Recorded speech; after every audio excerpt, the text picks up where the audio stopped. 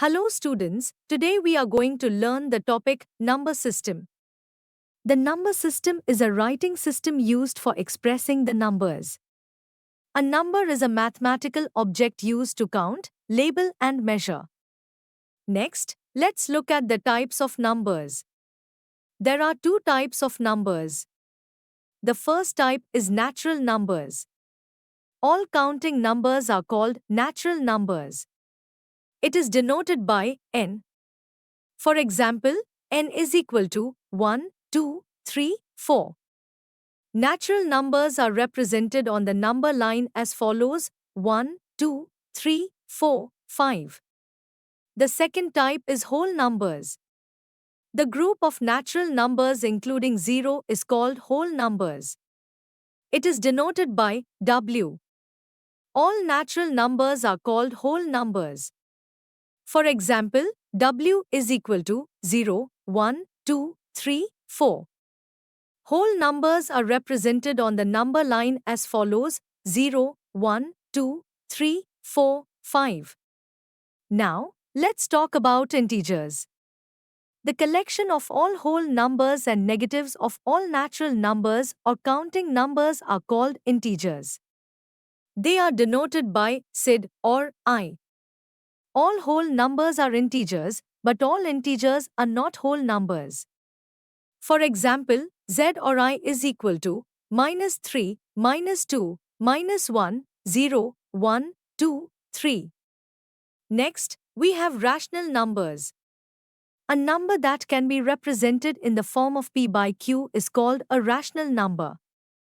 Rational numbers include natural numbers, integers, and all the negative and positive fractions. The collection of rational numbers is denoted by the symbol q. Examples include 1 by 2, 4 by 5, 26 by 8, etc. Now, let's discuss equivalent rational numbers. The equivalent rational numbers are numbers that have the same value but are represented differently. For example, if a by b is equivalent to c by d and a by b is equal to x, then c by d is equal to x. Also, if a by b is equal to c by d, then a into d is equal to b into c.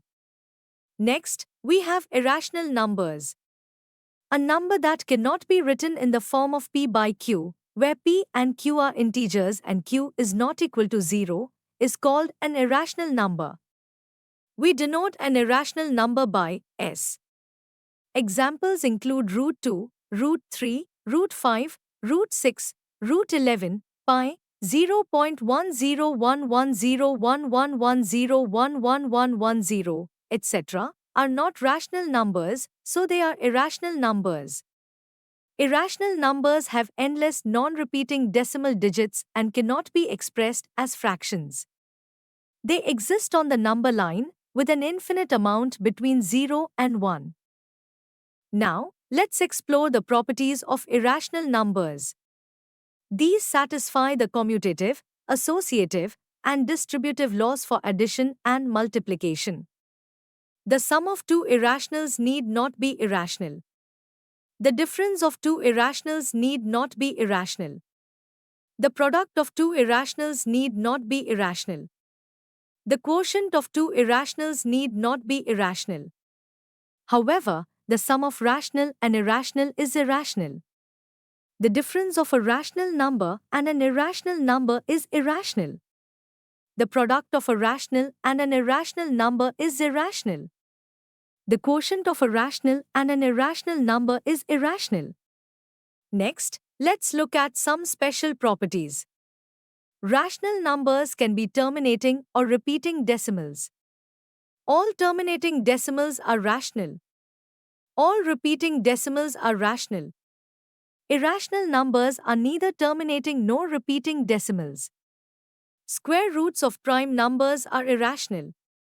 Square roots of non-perfect square positive integers are irrational.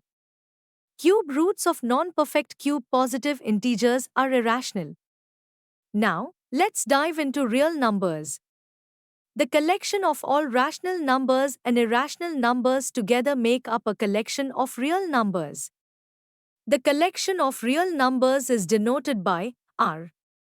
The square of a real number is always non-negative greater than or equal to 0. Additionally, every real number is either rational or irrational. Between any two real numbers, there exists an infinite number of real numbers. Each point on the number line corresponds to a unique real number. Real numbers exhibit closure property, associative law, commutative law, the existence of a multiplicative identity, existence of multiplicative inverse, and distributive laws of multiplication over addition. Next, let's focus on the decimal representation of rational numbers. All rational numbers can be expressed as decimal numbers. A rational number in the form of p by q, where q is not equal to 0, on the division of p by q, either the remainder becomes 0 or never becomes 0. Let's see an example of a rational number, 0.375. When you divide 3 by 8, you get 0.375, which is a terminating decimal. Another example is 1 by 3. When you divide 1 by 3, you get 0.333, which is a non-terminating repeating decimal. Representation of irrational numbers. The decimal expansion of an irrational number is non-terminating and non-recurring, non-repeating. Example: 0.1011011101110. Please note that pi is an irrational number, 3.1415926535897. 932384, while 22 by 7 is a rational number, 3.1428571425857, showing that they are same only up to 2 decimal places. What are some methods to determine rational number between two numbers? We know that there are infinitely many rational numbers between any given rational numbers. Hence, for determining one or more than one rational number between two given rational numbers, we use the following methods. 1. When one rational number is to be determined. 2. When more than one rational number are to be determined. When one rational number is to be determined, let A and B be two rational numbers such that B, A. Then, A plus B by 2 is a rational number lying between A and B. Here's an example showing this. We can see how to find a rational number between two rational numbers. When more than one rational number are to be determined, let A and B be two rational numbers such that B, A, and we want to find n rational numbers between A and B. Then, n rational numbers lying between A and B are A plus D, A plus 2D, A plus 3D, A plus ND, where D is equal to B minus A divided by n plus 1. Here, A and B are two rational numbers. N is the number of rational numbers between A and B. Here's an example showcasing this. Let's see how we can locate an irrational number on the number line using an example. Here, we'll try to locate the square root of 17 on the number line. First, notice that 17 equals 16 plus 1, which can also be written as 4 squared plus 1 squared. This is the sum of squares of two natural numbers. So, we take the value of A as 4 and B as 1. Now, draw a line segment OA that is 4 units long on the number line. Then, from point A, draw a B as 1 unit long. Finally, join point O to point B. This sets the foundation for locating the square root of 17. Let's move forward to complete the process. Now, let's continue and find the square root of 17 using what we've done so far. We use the Pythagoras theorem in triangle OAB. According to the theorem, the length of OB is the square root of the sum of the squares of OA and AB. So, OB equals the square root of OA squared plus AB squared. Substitute the values. OA is 4 and AB is 1. That means OB equals the square root of 4 squared plus 1 squared. Simplify it further. OB equals the square root of 16 plus 1, which is equal to the square root of 17. Now, taking O as the center and OB as the radius, we draw an arc. This arc cuts the number line at point C. And there you have it.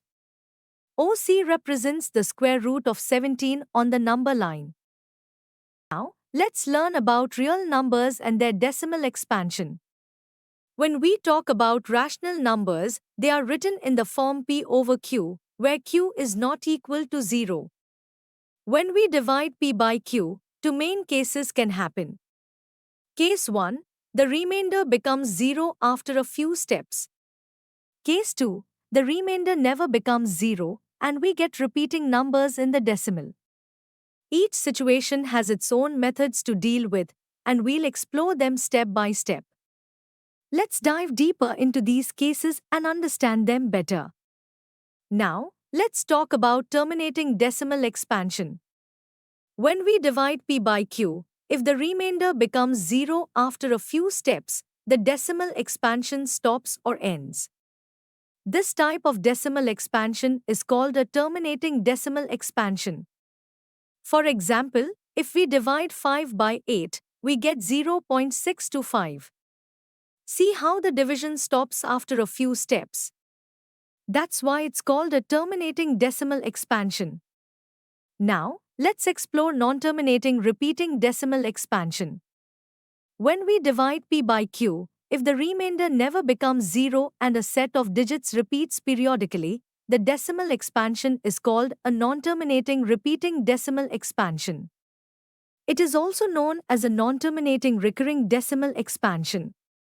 For example, when we divide 1 by 3, we get 0.333 or 0.3 with a bar over the 3. The bar shows that the digit 3 repeats forever. Since the remainder never becomes 0, 1/3 has a non-terminating repeating decimal expansion. Now, let's learn how to convert a non-terminating repeating decimal expansion into the form of P by Q. Suppose the number is written as x equals a point BC, and we need to convert this number into a fraction, P by Q. To do this, we follow a series of simple steps. Let's begin with step 1 to convert a non-terminating repeating decimal into the form of P by Q. The first step is to eliminate the non-repeating part. To do this, we multiply the number by 10 raised to the power of n, where n is the number of digits between the decimal point and the start of the repeating part. This moves the repeating part right next to the decimal point. For example, if the number is y equals a point C bar, multiplying by 10 gives us 10y equals a b point C bar. That's how step 1 works. Let's move on to the next step.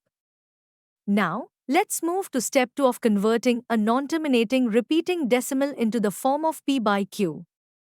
In this step, we eliminate the repeating part. First, count the number of digits in the repeating part, let's call this m. Then, multiply the equation from step 1 by 10 raised to the power of m. This shifts the repeating digits so that they align perfectly. For example, if 10y equals a b point C with a bar over C, multiplying it by 10 gives us 10 times 10y equals a b C point C bar. Subtract the equation from step 1 from the equation in step 2. This cancels the repeating part. Simplify to find y. This method converts any repeating decimal into a fraction. 2. Let's consider an example. Assume the given decimal expansion as x. Let x is equal to 0.6 bar here, only one digit is repeating. Hence, multiplying both sides of the equation by 10 gives us 10x is equal to 6.66. Subtracting the initial equation from this gives us 9x is equal to 6, leading to x is equal to 2 by 3. Next, let's talk about the decimal expansion of irrational numbers.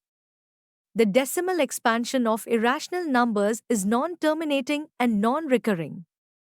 For example, root 3 and pi are examples of irrational numbers because the values of root 3 is equal to 1.73 to 0508075688772 and pi is equal to 3.1459 to 653589793 are non-terminating non-recurring. Now, let's find an irrational number between 1 by 7 and 1 by 3. The decimal expansion of 1 by 7 is approximately 0.142857 and for 1 by 3, it is approximately 0.333. So, the required irrational numbers will lie between 0.3 and 0.142857. Since irrational numbers have non-terminating non-recurring decimals, one example could be 0.201010001000. Lastly, let's discuss operations on real numbers. Rational and irrational numbers follow commutative, associative, and distributive laws for addition and multiplication. The sum, difference, product, or quotient of two rational numbers is always rational, but this is not always true for irrational numbers. For example, if you add two rational numbers, say 2 by 6 and 3 by 6, the result is a rational number. If you subtract two rational numbers, like 2 by 6 minus 1 by 6, the result is also rational. The same applies for multiplication. 2 by 6 into 1 by 6 is equal to 2 by 6, which is a rational number. It also applies for division, as we can see that 1 by 2 divided by 1 by 3 is equal to a rational number. However, if you add a rational number and an irrational number, like 2 plus root 3, or subtract either of them from the other, the result is an irrational number. Similarly, we can see that the multiplication or division of a non-zero rational number with an irrational number is an irrational number. Now we will take a look at representation of root x for any positive integer x on the number line geometrically. We understand this method with the help of the following steps. This construction shows that root x exists for all real numbers x greater than 0. Here are the steps we follow. 1. Mark distance. On the number line, mark a distance PQ is equal to x. 2. Add 1 unit, mark point R, 1 unit away from Q, and find the midpoint of PR.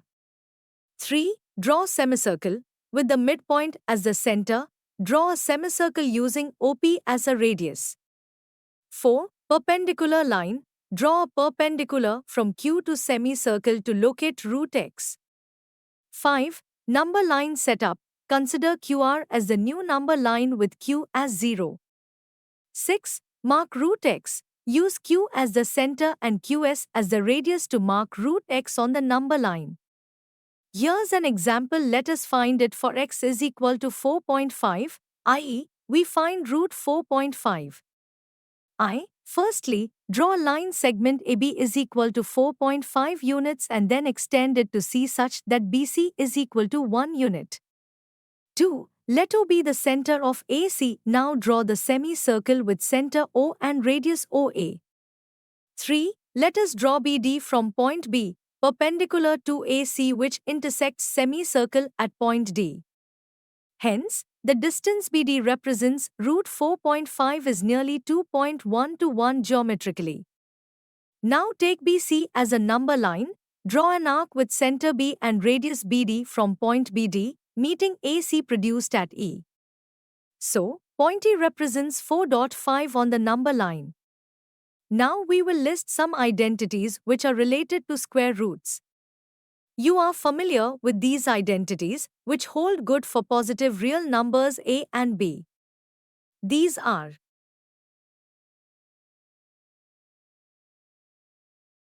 let's take a look at an example.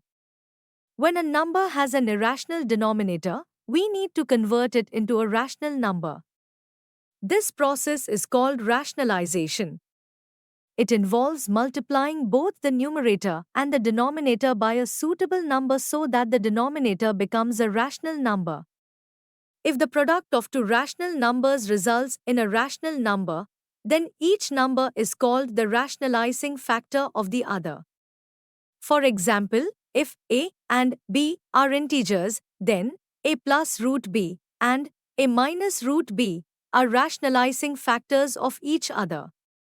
Similarly, if x and y are natural numbers, then root x plus root y and root x minus root y are rationalizing factors of each other. If a and b are integers and x and y are natural numbers, then a plus b root x and a minus b root x are rationalizing factors of each other. Let's now move to an example. Rationalize the denominator of the expression. Here, we need to remove the root from the denominator. To do this, we multiply and divide by root a. This shows how rationalization helps in simplifying expressions by removing irrational denominators. Now, let's discuss the laws of exponents. If a greater than 0 and b is greater than 0 are real numbers, and m and n are rational numbers, then the following laws apply. Product law of exponents: if a is not equal to 0 and b is not equal to 0, then a raised to the power m into a raised to the power n is equal to a raised to the power m plus n. Quotient law of exponents: a raised to the power m by a raised to the power n is equal to a raised to the power m minus n. Power law of exponents: a raised to the power m raised to the power n is equal to a raised to the power m into n. Zero exponent: any number raised to the power of 0 is equal to 1, i.e., a raised to the power 0 is equal to 1. Negative exponent: if a is raised to the power minus n is equal to 1 by a raised to the power n, then a raised to the power minus n represents the reciprocal of a raised to the power n. In summary, we have explored the number system, types of numbers including natural, whole, integers, rational and irrational numbers, their properties, and how to perform operations with them. Understanding these concepts will help you in your mathematical journey.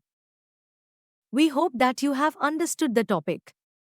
You can now study chapter notes, watch video lectures and solve MCQ tests of this chapter on EduRev to ensure you score well in your school exams. And that's not all. You also get amazing courses for maths, science, English, Hindi, and much more for class 9. Thank you.